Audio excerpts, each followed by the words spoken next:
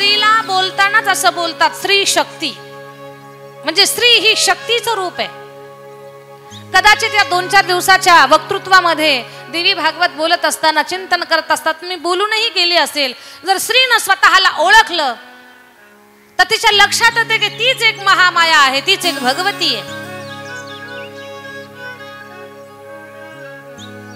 ब्रह्म विष्णू महेश या तिन्ही देवांची जी मुख्य कामं आहेत, संगोपन, सृजन, संहारण, तर ही तिन्ही कामं एकटी आई करते. प्रचंड सामर्थ्य स्त्रीमध्ये आहे. स्त्रीला सामान्य समजू नये. तिचं जीवन फक्त चूल आणि मूल इथपर्यंतच आहे, एवढा तिच्याकडे तुच्छ भावनेनं आपण तिच्याकडे पाहू नये. स्त्री क्षणाची पत्नी आहे, पण अनंत कालाची ती माता आहे. ती क्षणाची पत्नी आहे, पण अनंत कालाची ती माता आहे. ती जगन्माता आहे, ती जननी आहे. आणि जननीला जी किंमत आहे, जननीला जे महत्व आहे, किंवा जननीचा जो अधिकार आहे, तो खूप मोठा आहे. मग स्त्रियांनी स्वतःची अनुभूती घ्यावी, स्वतःला ओळखावं. आपल्यामधलं जे सामर्थ्य आहे त्याची जाणीव प्रत्येकाला व्हावी. आई भगवतीचा शक्ती रूपाने आपल्यामध्ये कसा संचार आहे त्याचाही विचार करावा, त्याचंही चिंतन करावं. आपणालाही त्या भगवतीच्या शक्तीची जाणीव व्हावी, आपण स्वतःला ओळखावं. याच्यासाठीचे श्रीमद देवी भागवत महापुराण कथा ज्ञान यज्ञ सोहळा. कथा ऐकणारा प्रत्येक माणूस भाग्यवान आहे. कारण ज्या त्या पर्व काळामध्ये ज्या त्या गोष्टी ऐकल्या तर माणसाला गोड लागतात, पचतात, ऐकाव्याशा वाटतात, आणि ऐकण्याचं सुद्धा समाधान होतं. काही काळ, काही पर्व काळ असे असतात की त्या काळामध्ये जर आपण त्या गोष्टी केल्या तर त्याचं पुण्य अधिक प्राप्त होतं. अधिक मासामध्ये एकदा राम म्हणा, एकदा कृष्ण म्हणा, तर त्याच्या 10 पट पुण्य प्राप्त होतं. अधिक मासामध्ये तीर्थक्षेत्रावर एकदा रामकृष्ण हरी म्हणा, 1000 पटीत तुम्हाला पुण्य प्राप्त होईल. गणपती उत्सवाच्या काळामध्ये गणपती बाप्पांचा जय जयकार करा. नवरात्रीच्या काळामध्ये आई जगदंबेचा जागरण करा, त्याचा गोंधळ घाला. पंढरपूरच्या आषाढी वारीमध्ये श्री विठ्ठलाचा जय घोष करा. आणि ज्या त्या काळामध्ये ज्या त्या गोष्टी जर आपण केल्या तर त्या थेट त्या देवाच्या त्या स्वरूपापर्यंत पोहोचतात आणि आपल्याला अधिक प्रमाणामध्ये पुण्य प्राप्त होतं. आणि ज्या त्या गोष्टी ज्या त्या काळात बोललं तर गोड लागतंय कानाला. आता गणेश उत्सवाच्या काळात गणपती बाप्पांची माहिती सांगावी. कुणाच्या बारशाचं कीर्तन असेल तर बारशाची माहिती सांगावी. दुर्गा देवीचा कार्यक्रम असेल तर दुर्गा देवीची माहिती सांगावी.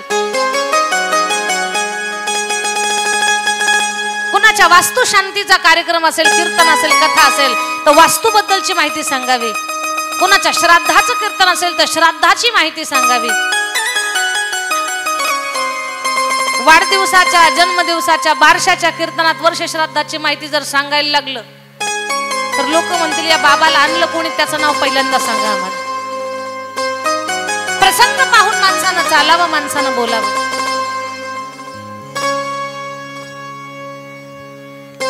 आणि कधी कधी असं असतं पहा, माणसाला जर समय कळाला, वेळ कळाली तर यश त्याच्याच वाट्याला आहे. फक्त वेळ कळावी माणसाला. आई जगदंबेचं सगळं वातावरण आहे, सगळीकडे नवरात्री आहे. प्रत्येक व्यक्ती स्त्रीकडे आपली माता शक्ती म्हणून पाहतोय. आणि स्त्रिया सुद्धा 9 रात्री 9 दिवस व्रत धारण करतात, उपवास करतात. 1 दिवसाची 15 दिवसाला येणारी एक एकादशी माणसाला कधी कधी असं वाटतं की कधी एकादशी पोटातली भूक खवळली, सहन होईना, पित्त वाढलं, शुगर वाढली. पण कमाल आहे माझ्या ताई वर्गांची. बहुतांश स्त्रिया 9 रात्रीचं पूर्ण 9 दिवसाचं व्रत करतात आणि आई जगदंबेचा आशीर्वाद आपल्या प्रपंचासाठी देतात. किती मोठा त्याग आहे तुमचा माझ्या ताईंनो. 9 दिवसाचा उपवास करणं, बोलणं एवढं सोपं नाही बरं का. काहींना वाटतंय काय अवघड आहे, महिन्यापासून तयारी करतात फराळाची, काय अवघड आहे असं म्हणतात काही काही. पण काही गोष्टी बोलायच्या सोप्या असतात, तेवढ्या आचरणात आणायच्या अवघड असतात. एक माणूस काय म्हटला, पण कीर्तन करायचं काय अवघड आहे. लोक म्हटले कीर्तन तर नका करू, पण कीर्तन झालं महाराजांचं फक्त आभार प्रदर्शन करा, तेवढंच करा. तो म्हणायचं सारखं बोलायचं, कीर्तन करायचं काय अवघड आहे, काय अवघड करायचं. तर लोक त्याला म्हटले तुम्ही कीर्तन झाल्यावर फक्त आभार प्रदर्शन करा. थोडं बोलायला चतुर होतं. त्यानं प्रॅक्टिस चालू केली दुसऱ्या दिवशी. नेमकी प्रॅक्टिस साठी अशी गंमत झाली की एकाला श्रद्धांजली वाहत होते आणि मग त्यांनी पूर्ण श्रद्धांजलीचं निवेदन केलं. भावपूर्ण श्रद्धांजली, भावपूर्ण श्रद्धांजली. दिवसभर त्यानं त्याचीच प्रॅक्टिस केली बोलायची. मला काही का होईना बोलता आलं पाहिजे. संध्याकाळी कीर्तन झालं, खूप छान कीर्तन झालं कीर्तनकार महाराजांचं. आणि ज्यानं निवेदन केलं होतं, ज्याला बोलायचं होतं, आता महाराजांनी खूप छान कीर्तन केलं. त्यांना हातात माईक घेतला, खूप वर्णन केलं की आपल्या गावात महाराज आले, खूप चांगल्या पद्धतीने कीर्तन केलं, वेळेवर आले, खूप गावाला चांगलं वाटलं, खूप चांगलं चिंतन मांडलं, लोक प्रसन्न राहिली. आणि एवढा सगळा सुंदर कार्यक्रम केल्याबद्दल साऱ्या गावाच्या वतीनं महाराजांना भावपूर्ण श्रद्धांजली अर्पण करण्यात येते.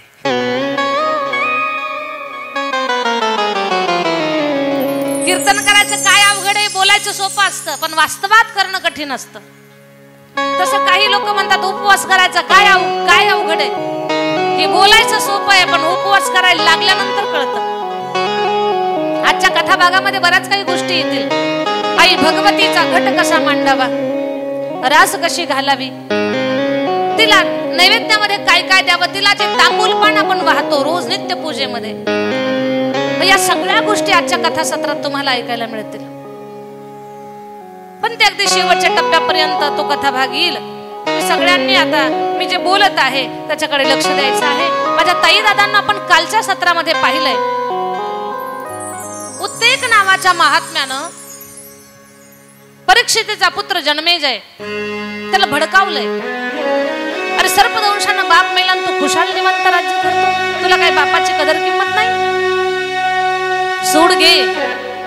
सर्पयज्ञ उभारला आणि त्या सर्पयज्ञामध्ये अनेको सर्पाच्या जाती जळून खाक झाल्या.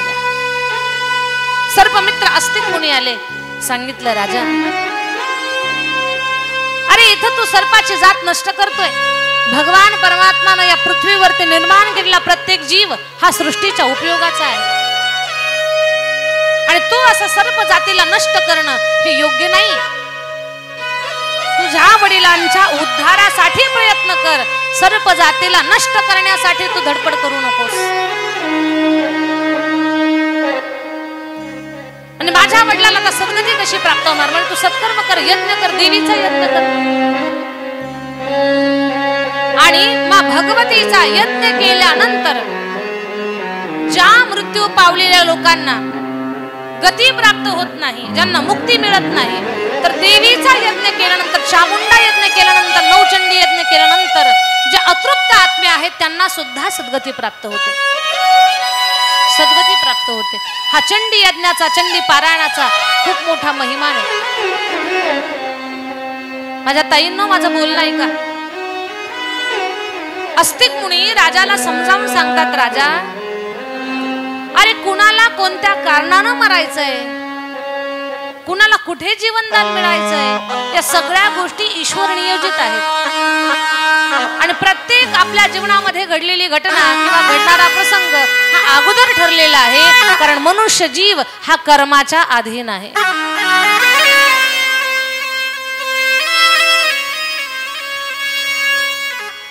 केले कर्म झाले तिची भोग आले, उपजले मेले ऐसे किती. तुझ्या वडिलाला सर्पदंशानं मरावं लागलं, हा तुझ्या वडिलाच्या कर्माचं ते फळ आहे. राजा कर्म कधीही कुणाला चुकत नाही. जशी कर्म आपण करा तशी फळं आपल्याला भोगावी लागतात. सर्व श्रोत्यांनी कान देऊ नाही का, कर्म माणसाला चुकत नाही. परीसी गभारा सादर, कर्मे निर्वंश झाले सगर. भिल्ली विंधिले शारंगधर, झाला पुरंदर सहस्रनयन. माऊली ज्ञानोबराय सांगतात, परीसा म्हणजे ऐका. माणसाच्या जीवनामध्ये घडणाऱ्या घटना या कर्मावर अवलंबून आहे. कर्मे दशरथ वियोग मेला, कर्मे दशरथ वियोग मेला. देवाचा बाप होता पण वियोगानं मरावं लागलं, हे कर्म आहे. कर्मे दशरथ वियोग मेला. काय कर्म केलं होतं राजा दशरथानं? तर श्रावण बाळाला बाण मारला आणि श्रावण बाळाच्या माय बापानं शाप दिला, जे दुःख मला होतंय ना तेच दुःख तुला मरताना होईल. कर्मानं सोडलंय का? देवाचा बाप आहे पण देवाच्या बापाला सुद्धा कर्मानं सोडलं नाही. तुमची आमची काय कथा आहे याचा थोडा विचार करा. कर्मे दशरथ वियोग मेला, कर्मी श्रीराम वनवासा गेला. कर्मे रावण क्षयो पावला, वियोग घडला सीता देवी. कर्म चुकलं की माणसाची माती झाली. बरं का, माँ भगवती तिच्या या पवित्र ग्रंथातून सांगते, कर्म चांगली करा. तुम्ही जर चुकलात तर त्याची फळं तुम्हालाच भोगावी लागतील, दुसरं भोगण्यासाठी येणार नाही. रामरायानं वनवासाला गेले, त्याच्या पाठीमागे खूप कथा कारण घडलेली आहेत. राजा दशरथाला वियोगानं मरावं लागलं कारण त्यांनी श्रावण बाळाचा वध केला होता. हे सुद्धा त्यांचं कर्मच आहे. आणि कर्मे रावण क्षयो पावला, वियोग घडला सीता देवी. रावणाची माती झाली ही गोष्ट काही साधी नाही माझ्या ताईंनो. थोडासा रावणाचा अभ्यास करा. या कथेतून काही गोष्टी सांगेन मी तुम्हाला फक्त लक्ष देऊन ऐकायचंय आणि त्या ऐकलेलं त्याचं चिंतन करायचं आणि चांगलं शिकायचंय. आपल्या जगण्यात बदल झाला पाहिजे, आपल्या व्यवहारात बदल झाला पाहिजे. एवढं सुंदर तुम्हाला याच्यातून घ्यायचंय. तुम्ही फक्त ऐका. रावणाचा अभ्यास करा. रावण काही सामान्य नव्हता पण अशा महान माणसाची माती झाली हे सोपं नाही. काय अडवायला आलं त्याला? त्याचं कर्म, त्याच्या चुकीच्या कर्मानंच त्याची माती झाली. रावण काय साधा वाटला तुम्हाला? ताकदीनं मोठा, बलानं मोठा, ज्ञानानं मोठा, धनानं मोठा, परिवारानं मोठा, सत्तेनं मोठा, बळानं मोठा, खूप मोठा होता रावण. आणि भक्ती सुद्धा आपल्यापेक्षा मोठाच होता. आपण काय करतो? भक्ती 2 तासाची वेळ कथेला आपल्याला लवकर निघत नाही. 2 तासाची वेळ सुद्धा आपण 9 दिवस 7 दिवस देवीसाठी काढत नाही. पण रावणाची भक्ती ऐका. त्यानं सुवर्ण कमळ वाहिले भगवान शंकराला. त्याला 1000 सुवर्ण कमळ वाहायचे होते. 999 सुवर्ण कमळ वाहिले. 1 कमळ कमी पडलं तर त्यानं शिरकमल कापलं वाहिलं. 1 वाहिलं तर त्याला 10 मस्तक दिली भगवान शंकरानं. हे आपल्याच्यानं शक्य होईल का? रांजणगाव, हे आपल्याच्यानं शक्य नाही. रावण भक्तीत सुद्धा आपल्या पुढे होता पण त्याची माती झाली. कर्म चुकलं. काय चुकलंय त्याचं? रावणाचं नेमकं काय चुकलं? कोणी म्हणाल त्यानं देवबंदी शाळेत टाकले. याही पेक्षा त्याने फार मोठी चूक केली होती. ती चूक त्याची ऐका आणि ती पटवून देण्यासाठी मी तुम्हाला उदाहरण सांगते. बोलणं माझं लक्ष देऊन ऐकावं लागेल तुम्हाला. श्रीमद देवी भागवत महापुराण हे सांगतंय आपल्याला, कर्म चुकलं की माणसाची माती होते. बोलणं ऐका. बलाढ्य धिप्पाड देहाचा रावण भगवान प्रभू रामचंद्रजीनं त्याचं मस्तक उडवलं, जमिनीवर कोसळला. भाड भाड भाड भाड भाड रक्त वाहतंय.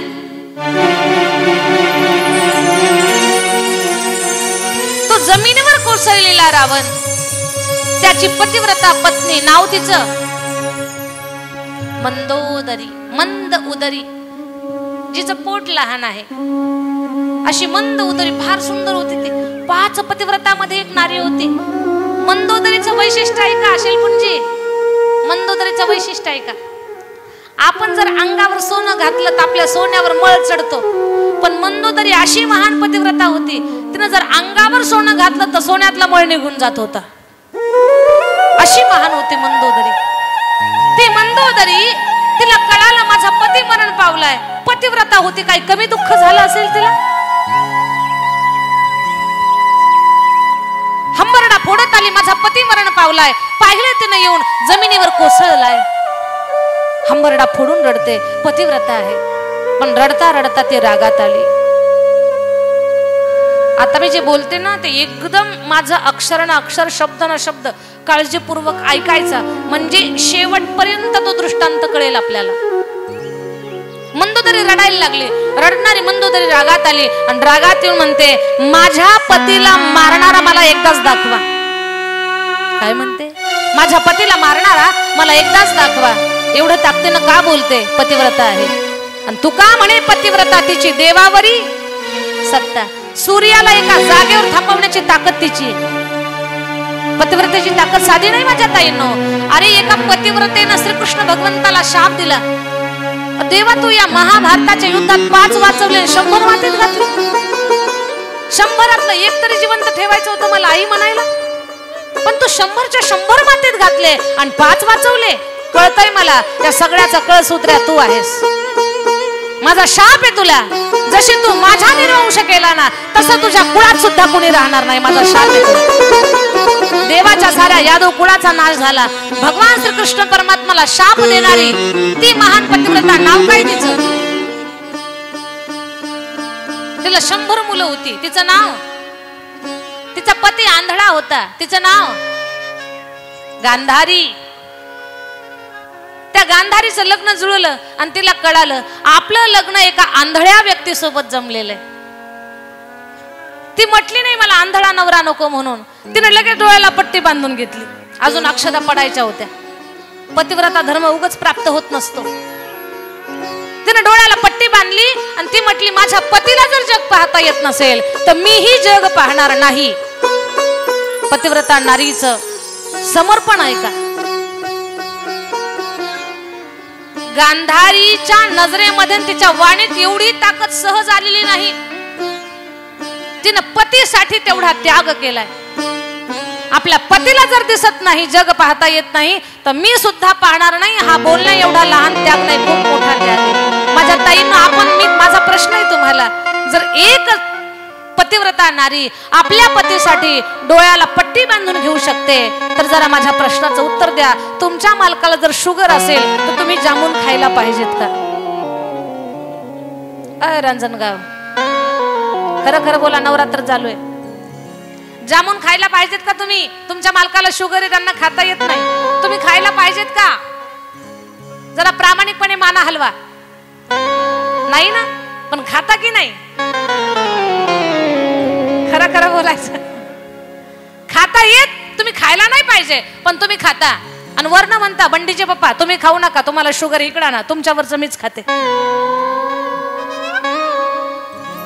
पतिव्रता होणं बोलणं एवढं सोपं नाही.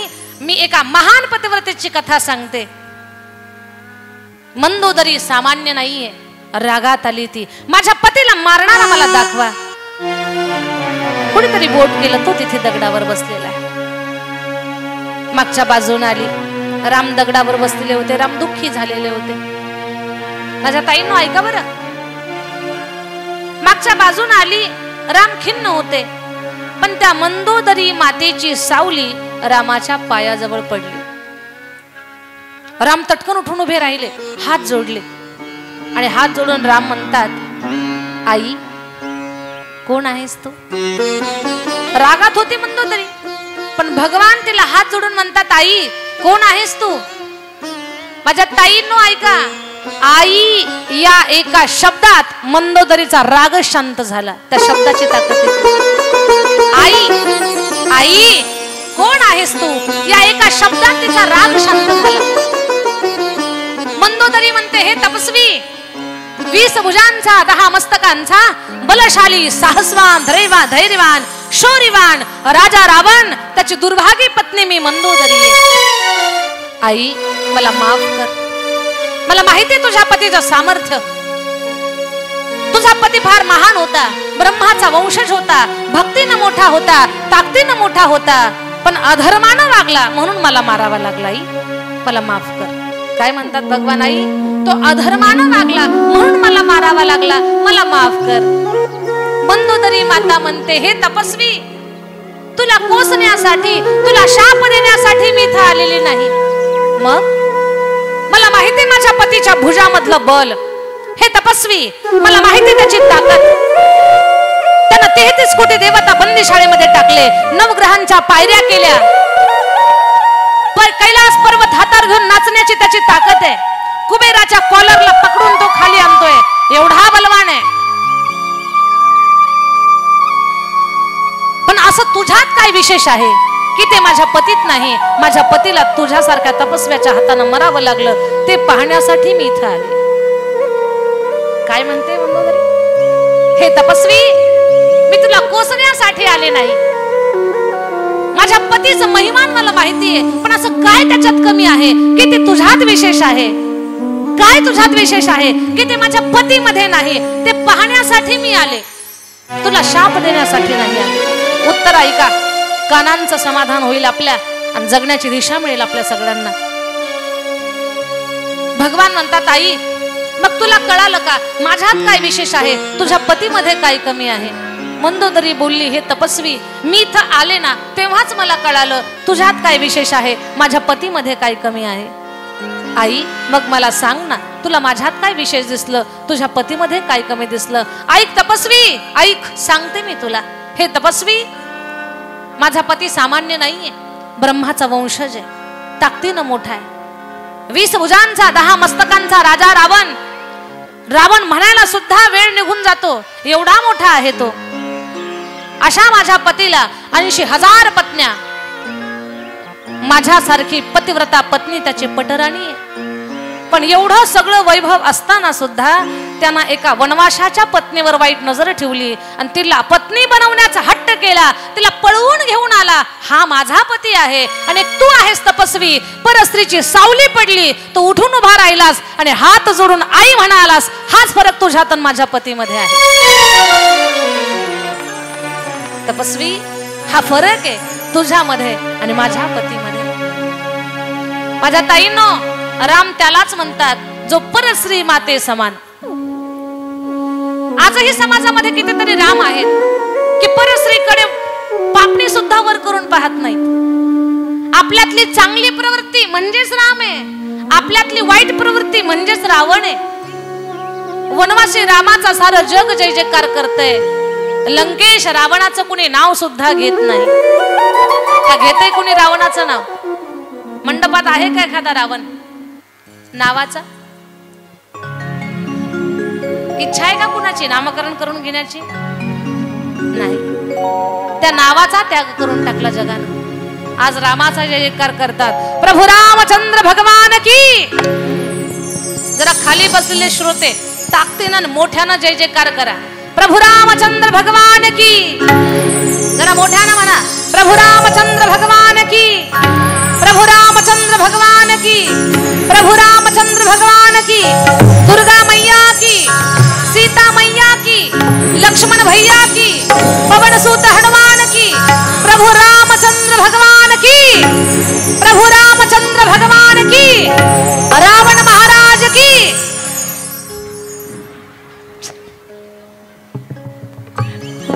चाललंय काय तुमचं?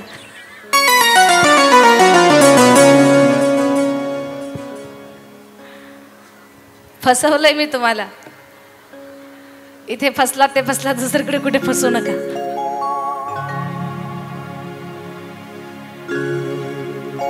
जगदंबा भवानी मात की.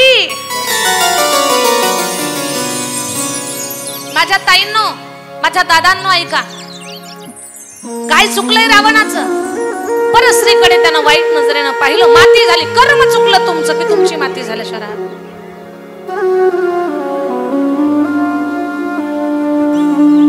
छत्रपती शिवरायांच्या स्वराज्याची आठवण लोक आजही का काढतात? शिवरायांच्या स्वराज्यामध्ये तर आपल्यापेक्षा गरीब लोक होते. आपल्या कपाटातले जर कपडे मोजले ना तर एका ड्रेसचा महिन्यानंतर नंबर येईल गरीबाच्या गरीब घरामध्ये. एवढे कपडे प्रत्येकाच्या घरात आहेत. वर्षभर पुरल एवढं अन्न आहे. सोनं नाणं दाग दागिने सगळं काही घरात आहे. एवढ्या सुविधा, एवढं सुख सामुग्री शिवरायांच्या काळामध्ये लोकांच्या घरात नव्हती. आपल्याला बंगले आहेत राहायला. मावळे शिवरायांच्या राज्यातले लोक छोट्या छोट्या घरात गंजीच्या घरामध्ये राहत होते, झोपड्यामध्ये राहत होते. तरी पण त्यांच्या राज्यामध्ये सुख का होतं? तर महाराजांचा एकच मूलमंत्र होता की माझ्या राज्यातली स्त्री सुरक्षित असली पाहिजे. माझ्या राज्यामध्ये स्त्रीचा, गायीचा, ब्राह्मण देवतेचा, गोरगरिबांचा आदर झाला पाहिजे, त्यांचा कोणी छळ नाही केला पाहिजे. आणि खरंच महाराज जे शासन करत होते ना ते त्याप्रमाणे जगत होते. आता लोकशाही असून सुद्धा खूप स्त्रियावरती अत्याचार अन्याय आपल्याला ऐकायला मिळतो. पण छत्रपती शिवरायांच्या राज्यामध्ये एखाद्याने जरी चुकून स्त्रीवरती अन्यायाने अत्याचार केला तर त्याचा चौरंग केला जायचा. चौरंग. मग तो जवळच्या नात्यातला आहे का लांबचा याचा विचार करत नव्हते महाराज. सख्या मेहुण्याच्या महाराजांनी हातपाय कापले होते. म्हणून छत्रपती शिवाजी महाराजांच्या राज्याची त्या शासनाची आठवण आजही लोक काढतात आणि शिवाजी महाराजांच्या नामाचा जय जयकार करतात. छत्रपती शिवाजी महाराज. माझं बोलणं समजून घ्या. स्त्री शक्तीचा जिथे आदर झाला त्या व्यक्तीला विजयच मिळाला म्हणून समजा. फक्त भवानीला, त्या भगवतीला, त्या शक्तीला जाणावं, तिला समजून घ्यावं, तिचा आदर करावा. माझ्या बोलण्यातला भाव समजून घ्या. कर्म चांगली करा, यश तुमच्या वाट्याला आहे. तुम्ही कर्म करत जा, चांगली कर्म करा. मला हे द्या म्हणायची गरज नाही, आपोआप तुम्हाला मिळून जाणार ते. फक्त स्वतःची कर्म चांगली करा आणि कर्मावर विश्वास ठेवा. कर्म चुकलं की त्याचं फळही आपल्याला चुकीचं मिळणार. कर्म चुकू द्यायचं नाही. आणि आपण जे कर्म करतो त्याचं फळ आपल्याला मिळाल्याशिवाय राहत नाही. एक सोपं उदाहरण सांगते मी तुम्हाला. तुम्ही कर्म करा, त्याचं फळ तुम्हाला मिळतं. एक मोठी कंपनी होती. आता आपल्या पण भागामध्ये खूप कंपन्या आहेत. कंपनीचा जो मेन हेड आहे, मेन जो मालक आहे, ते कंपनीचे मालक आले आणि जो मुख्य मॅनेजर होता त्या मॅनेजरकडनं काही चूक नाही. तो मालक स्वतःच थोडासा माथे फिरू होता. मॅनेजरला बोलावलं, खाडकन कानामागे ओढले. वयाचा पण विचार केला नाही बिचारा मॅनेजरचा. मॅनेजर बोलला, माझी काहीच चूक नाही तरी मला का मारलं, माझा अपमान का केला. पण आता पोटाचा प्रश्न आहे, प्रश्न विचारता येत नाही जास्त मालकाला, नाही तर कामावरून काढून टाकतील. मॅनेजर बिचारा दिवसभर ताणतणावामध्ये होता. घरी आला. बायकोला म्हटलं चहा कर. ती एवढंच बोलली, दुधाचा करू का कोरा करू.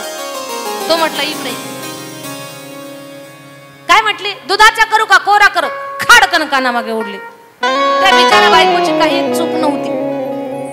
पण या मॅनेजरनं मालकानं दिलेला त्रास, तो केलेला अपमान, त्यानं राग कुणावर काढला, बायकोवर काढला.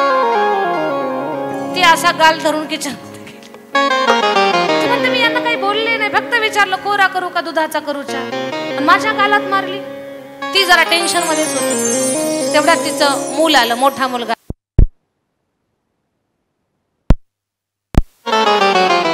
त्यानं दुसरा गाल पकडला. म्हटलं आईला जेवायला मागितलं, आई तर गालात देते. जेवण तर दिलं नाही पण त्यानं गालात दिली आपल्या. बसला येऊन सोफ्यावर. त्याचा छोटा भाऊ गाडीचा खेळ खेळत होता. गाडीचा खेळ खेळताना या दुखावलेल्या भावाच्या पायाजवळून गाडी गेली. गाडीचा थोडा धक्का लागला की लातच घातली बाजूला. तो म्हटला मी दादाला काहीच केलं नाही तरी दादानं मला मारलं. ते बारकं पोरगं रडत रडत रडत घराच्या बाहेर आलं. ते पण जर आता ते तर मोठ्या माणसाला बोलू शकत नाही, मारू शकत नाही. त्यानं हातात दगड घेतला, रस्त्यावरच्या कुत्र्याच्या पाठीतच घातलं. कुत्र बोललं, मी काय केलं कुणाचं. क्वाय क्वाय क्वाय क्वाय करत कुत्र पळत सुटलं. कुत्र एवढं घाबरलं ना, एवढं पळालं. पळता पळता एका गाडीजवळ जाऊन ते धडकना, तिथं गाडीच्या जवळ जाऊन उभं राहिलं. तर गाडीमधून एक अधिकारी खाली उतरला आणि ते घाबरलेलं कुत्र त्या अधिकारी